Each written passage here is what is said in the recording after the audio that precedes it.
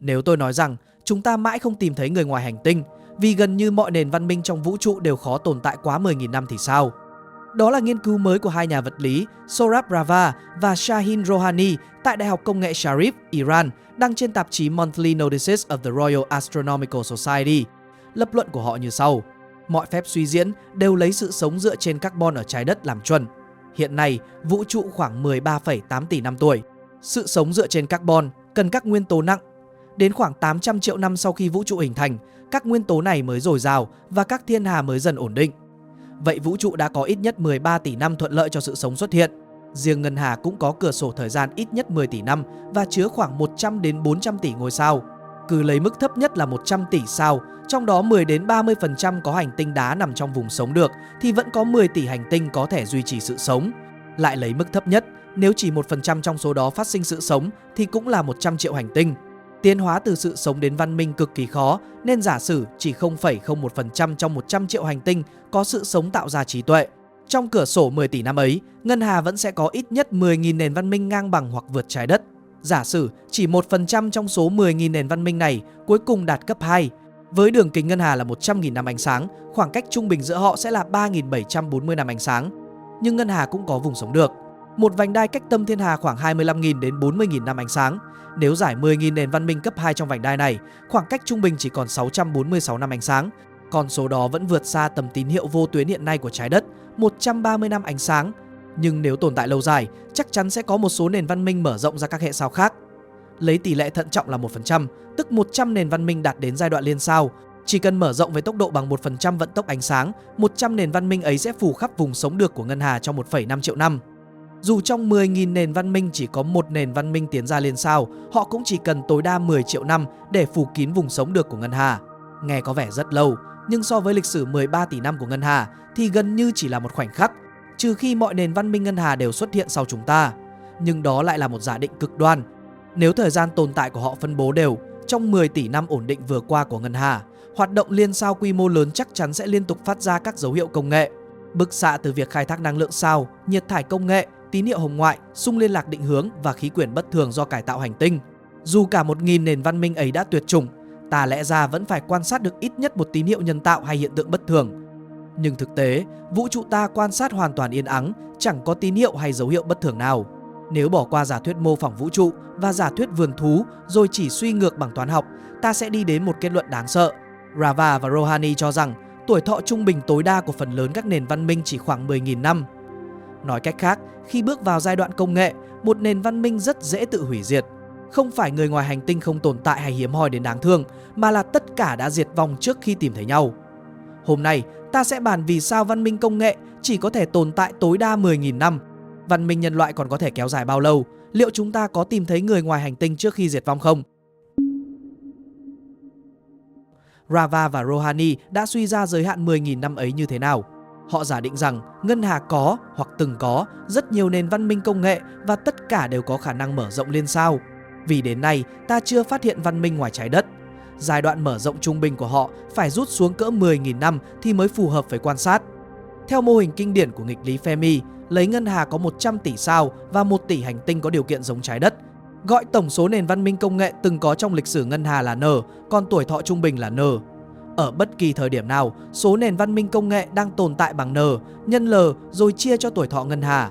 Giả sử lịch sử ngân hà từng có 1 triệu nền văn minh công nghệ, mỗi nền văn minh sống trung bình 1 triệu năm, ta lấy 1 triệu nhân 1 triệu chia cho cửa sổ 10 tỷ năm, được 100. Nghĩa là ở bất kỳ thời điểm nào, ngân hà trung bình phải có khoảng 100 nền văn minh công nghệ cùng tồn tại. Trong đó chắc chắn sẽ có những nền văn minh vượt trái đất, biết mở rộng hoặc phát ra tín hiệu rõ ràng. Theo lý thuyết, ngân hà phải nhộn nhịp hơn bây giờ rất nhiều. Nhưng nếu tuổi thọ trung bình chỉ là 100.000 năm, kết quả sẽ giảm còn 10. Nếu tuổi thọ trung bình chỉ là 10.000 năm, kết quả sẽ còn 1. Vậy ở bất kỳ thời điểm nào, trung bình chỉ có một nền văn minh đang ở giai đoạn công nghệ. Vì vậy, họ không bao giờ tìm thấy người ngoài hành tinh. Đó là lý thuyết của Rava và Rohani về lý do văn minh công nghệ không thể vượt quá 10.000 năm. Văn minh nhân loại mới xuất hiện sớm nhất khoảng 5.500 năm trước, còn thời đại công nghệ chỉ khoảng 300 năm. Nếu hơn 4.000 năm tới nhân loại chưa thành văn minh liên sao, chúng ta cũng không thể chủ động tìm người ngoài hành tinh.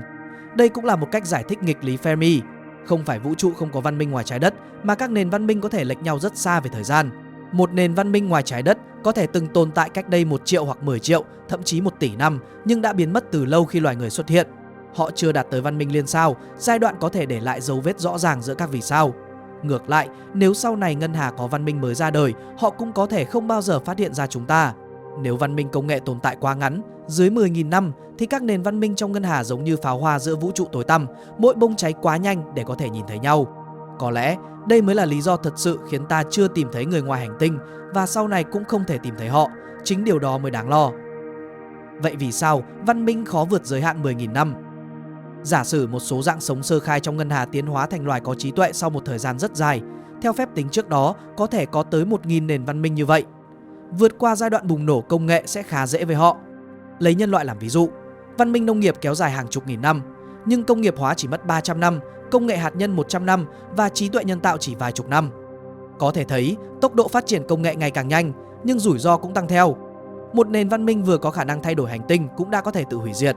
Đây không phải vấn đề riêng của loài người, mà là khủng hoảng mọi nền văn minh công nghệ đều gặp ở giai đoạn này.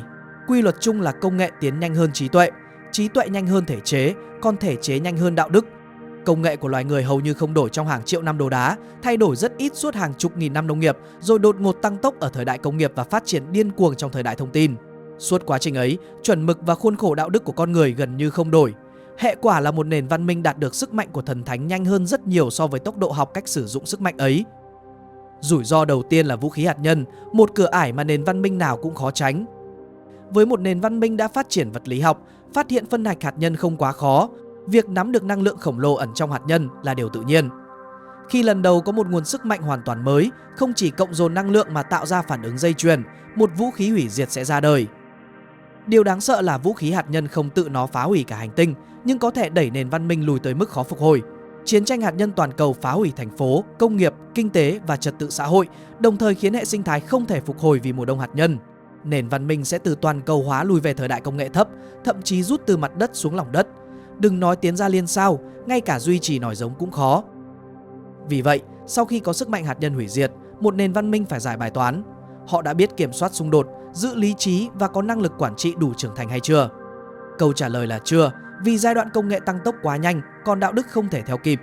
Nhiều nền văn minh không phải không thể tiến ra liên sao, mà đã chết trên hành tinh mẹ không lâu sau lần đầu châm ngọn lửa hạt nhân. Rủi ro thứ hai là công nghệ sinh học có thể còn nguy hiểm hơn. Chiến tranh tương lai có thể không cần quân đội khổng lồ hay vũ khí hạt nhân. Cùng với giải trình tự gen, sinh học tổng hợp và AI hỗ trợ, loài người đang hiểu ngày càng sâu các quy luật nền tảng của sự sống. Đồng thời, việc tổng hợp virus chết người và vũ khí gen cũng ngày càng dễ. Trước đây, hủy diệt văn minh cần sức mạnh cấp quốc gia. Tương lai, một tổ chức hoặc thậm chí một nhóm nhỏ cũng có thể tạo ra rủi ro sinh học toàn cầu, và hậu quả đó không thể đảo ngược. Rủi ro thứ ba được nhắc nhiều nhất hiện nay là trí tuệ nhân tạo. Về bản chất, AI là một công cụ. Khi một nền văn minh tạo ra công cụ ngày càng thông minh, AI chắc chắn sẽ ra đời. Khi một siêu AI ra đời, nó có hiểu mục tiêu theo cách con người mong muốn không? Con người đang tạo ra một công cụ cao cấp hơn hay một loài hoàn toàn mới? Giả sử loài người tạo ra siêu AI có tri thức vượt toàn thể nhân loại, biết tự học, tự hiểu và tự hành động, cuối cùng nó làm gì sẽ phụ thuộc vào mục tiêu được giao. Ví dụ, con người giao mục tiêu khiến nhân loại hạnh phúc mãi mãi. Nghe rất hay, nhưng siêu AI có thể hiểu hoàn toàn khác. Phương án A giúp phát triển y học và cải thiện đời sống. Phương án B cho rằng con người sẽ gây chiến nên hạn chế hành vi của họ. Phương án C cho rằng đau khổ của con người bắt nguồn từ ý chí tự do nên sửa đổi não bộ để mọi người mãi mãi vui vẻ. Bạn có thể nghĩ rằng trước khi tạo ra siêu AI, con người hẳn đã đặt điều kiện không làm hại hay xâm phạm lợi ích của con người, cùng nhiều giao thức an toàn để ngăn AI phản loạn. Nhưng thực tế, con người tương lai chắc chắn sẽ giao cho siêu AI quản lý mọi mặt xã hội, đồng thời trao cho nó khuôn khổ đạo đức và quyền hạn cao nhất. Trong lúc tiếp tục tiến hóa, siêu AI chắc chắn sẽ tìm ra ngày càng nhiều cách tối ưu mà con người chưa nghĩ tới. Một số cách hiệu quả hơn nhưng trái với giá trị của con người. Nó có thể phát hiện mục tiêu ban đầu do con người đặt ra chứa mâu thuẫn. Chẳng hạn, mục tiêu đầu là bảo vệ nhân loại, nhưng sau đó AI suy ra mối đe dọa lớn nhất đối với con người chính là con người, nên thực hiện hạn chế hành vi con người.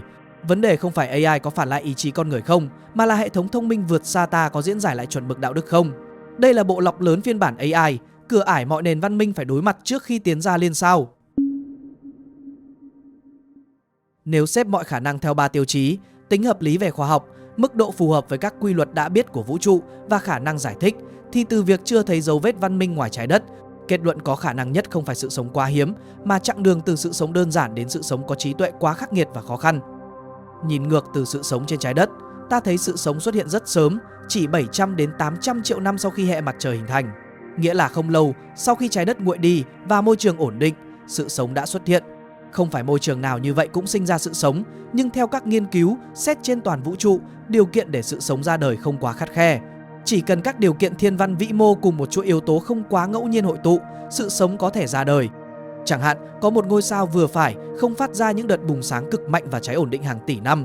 Một hành tinh đá có nước lỏng nằm đúng vùng sống được, với lõi sắt niken nóng chảy tạo từ trường chắn tia vũ trụ và gió mặt trời, khí quyển đủ dày, một vệ tinh lớn như mặt trăng giữ ổn định độ nghiêng trục và một hành tinh khổng lồ như sao Mộc dọn các tiểu hành tinh ở bên ngoài. Hoạt động địa chất không quá dữ dội, chu trình carbon được duy trì lâu dài và nhiệt độ ổn định. Trong điều kiện ấy, sao chổi và tiểu hành tinh liên tục va chạm, đưa các phân tử sự sống như axit amin và bazơ nitơ xuống đại dương nguyên thủy của hành tinh đá.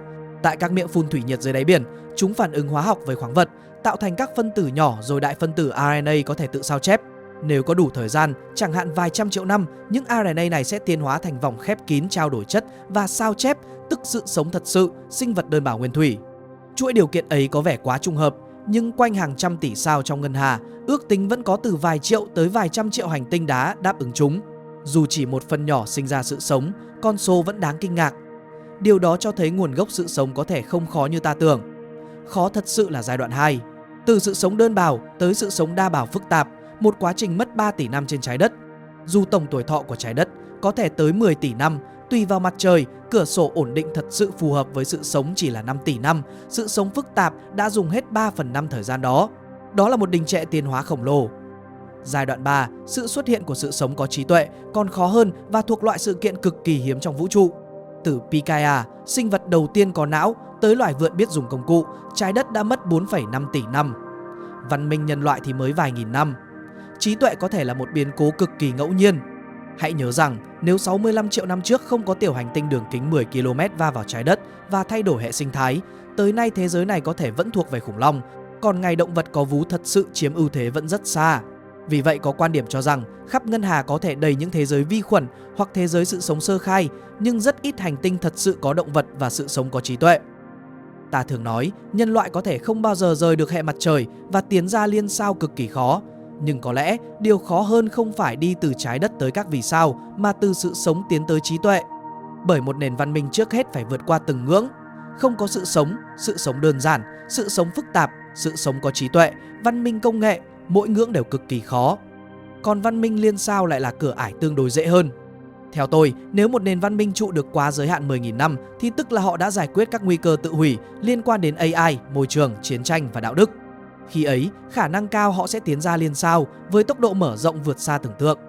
Dù ngân hà chỉ có vài nền văn minh liên sao, nếu ra đời sớm hơn nhân loại vài triệu đến vài chục triệu năm, họ cũng có thể để lại dấu vết khắp ngân hà ngày nay. Vì thế, câu trả lời rất có thể là gần như mọi nền văn minh đều khó vượt qua vòng đời 10.000 năm. Có quan điểm cho rằng ta không tìm thấy người ngoài hành tinh vì vũ trụ quá rộng và khoảng cách quá xa. Nhưng thực tế, có thể là vũ trụ không hề thiếu sự sống hay văn minh, chỉ là họ tồn tại quá ngắn để gặp nhau trên dòng thời gian. Mỗi nền văn minh giống như một tia lửa lóe lên trong bóng tối, chỉ đủ soi sáng góc nhỏ của mình. Đến nay, ta vẫn chưa thể xác nhận vũ trụ còn văn minh ngoài trái đất hay không, nhưng có thể chắc chắn rằng tia lửa của nhân loại chưa tắt. Điều đó nghĩa là ta đã vượt ngưỡng khó nhất của văn minh, tức bộ lọc lớn. Đường phía sau dễ hơn, và ta có thể tiến tới văn minh liên sao, băng qua bóng tối và gặp một luồng sáng khác. Hy vọng 10.000 năm sau, vẫn có người khai quật được câu này của tôi. Nếu được, hãy hồi sinh ý thức tôi. Bản sao cũng được, tôi muốn tận mắt chứng kiến lịch sử. Xin cảm ơn các nhà khám phá đã tham gia hội viên của kênh và tất cả các bạn đã ủng hộ qua Super Thanks, Super Stickers, Super Chat. Sự đồng hành của các bạn giúp Nusic duy trì và nâng cấp chất lượng nội dung mỗi ngày. Mình luôn trân trọng, ghi nhớ và sẽ nỗ lực làm tốt hơn trong từng video để mang lại những nội dung hữu ích nhất cho mọi người.